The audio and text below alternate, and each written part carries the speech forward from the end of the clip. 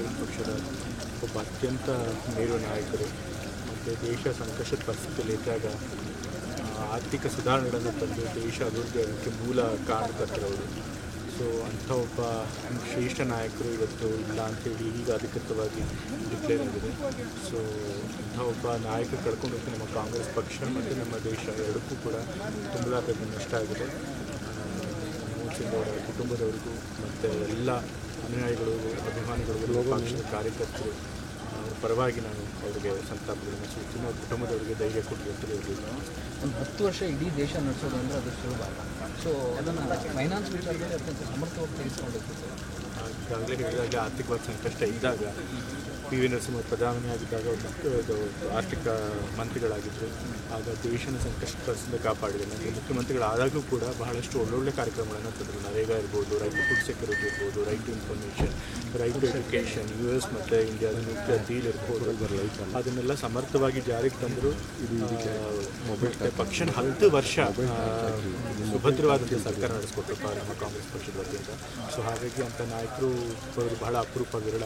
So ಜೊತೆಗೆ ಅಷ್ಟೇ ಸರಳ ವ್ಯಕ್ತಿತ್ವ ಇತ್ತು ಮತ್ತು ಬಹಳ ಮೇಧಾವಿಗಳಾಗಿದ್ದರು, ಪಾಂಡಿತ್ಯ ಬಹಳ ಇತ್ತು, ಆರ್ಥಿಕ ತಜ್ಞರಾಗಿದ್ದರು. ಸೊ ಅಂಥ ನಾಯಕಗಳು ಬಹಳ ಕಷ್ಟ. ಇವತ್ತು ಅವ್ರು ಕಳ್ಕೊಂಡು ನಮ್ಮೆಲ್ಲರಿಗೂ ಕೂಡ ದೊಡ್ಡ ಒಂದು ನಷ್ಟ ಆಗಿದೆ.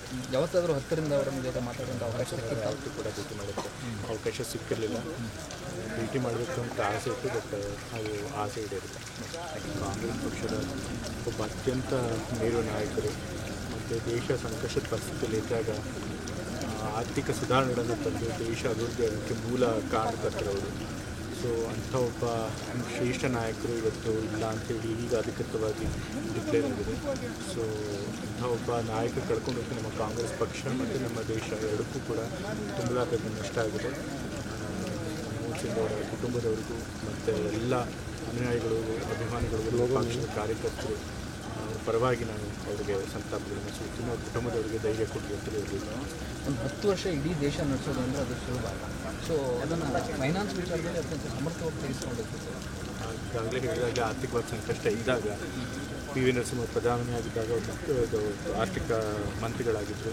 ಆಗ ದೇಶನ ಸಂಕಷ್ಟ ಪರಿಸ್ಥಿತಿ ಕಾಪಾಡಿದೆ. ನನಗೆ ಮುಖ್ಯಮಂತ್ರಿಗಳಾದಾಗಲೂ ಕೂಡ ಬಹಳಷ್ಟು ಒಳ್ಳೊಳ್ಳೆ ಕಾರ್ಯಕ್ರಮಗಳನ್ನು ತಂದರು. ನರೇಗಾ ಇರ್ಬೋದು, ರೈಟ್ ಟು ಫುಡ್ ಸೆಕ್ಯೂರಿಟಿ ಇರ್ಬೋದು, right to information, right to education, US ಮತ್ತು ಇಂಡಿಯಾದ ನ್ಯೂಕ್ಲಿಯರ್ ಡೀಲ್ ಇರ್ಬೋದು, ಅದನ್ನೆಲ್ಲ ಸಮರ್ಥವಾಗಿ ಜಾರಿಗೆ ತಂದರು. ಪಕ್ಷ 10 ವರ್ಷ ಸುಭದ್ರವಾದಂಥ ಸರ್ಕಾರ ನಡೆಸ್ಕೊಟ್ರಪ್ಪ ನಮ್ಮ ಕಾಂಗ್ರೆಸ್ ಪಕ್ಷದ ವತಿಯಿಂದ. ಸೊ ಹಾಗಾಗಿ ಅಂಥ ನಾಯಕರು ಬಹಳ ಅಪರೂಪ, ವಿರಳ.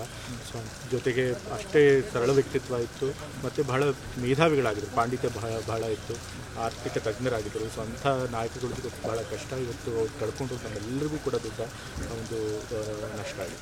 ಯಾವತ್ತಾದರೂ ಹತ್ತರಿಂದ ಅವರ ಜೊತೆ ಮಾತಾಡುವಂಥ ಅವಕಾಶ ಯಾವತ್ತೂ ಕೂಡ ಭೇಟಿ ಮಾಡೋಕ್ಕೆ ಅವಕಾಶ ಸಿಕ್ಕಿರಲಿಲ್ಲ. ಭೇಟಿ ಮಾಡಬೇಕು ಅಂತ ಆಸೆ ಇತ್ತು, ಬಟ್ ಅದು ಆಸೆ ಈಡೇರಿಲ್ಲ.